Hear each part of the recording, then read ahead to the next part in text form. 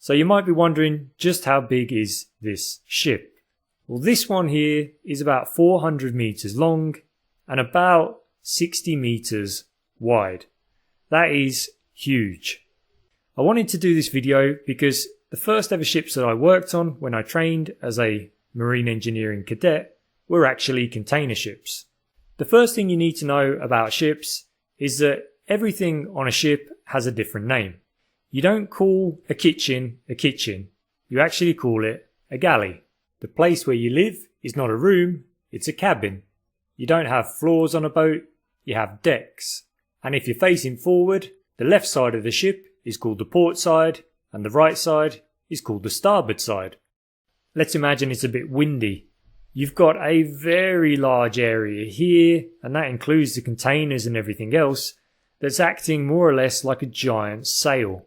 If the wind's coming along here and blowing onto the side of the hull and onto the containers, the resultant effect on the ship is that it is going to be blown off towards the left side of the screen, towards the port side.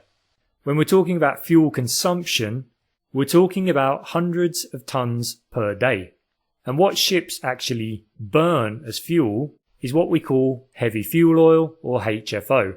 And it's horrible. You can't even pump it unless you get it up to about 60 degrees Celsius. This thorn-like shape is a bulbous bow. I've never known a part of a ship get so much attention as the bulbous bow. Some people think it's for ramming whales and sharks and getting them out of the way, although I've never really seen a whale that could hold back a 200,000 ton ship anyway.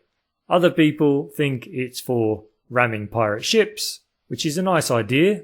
Personally, I'm not a massive friend of pirates. If you've ever been through the Malacca Straits or past the Horn of Africa, pirates are definitely not your friends. But although it could be used for ramming pirate ships, or, as some people believe, for impregnating female ships to make little tugboats, it's actually used to create a wave in front of the vessel.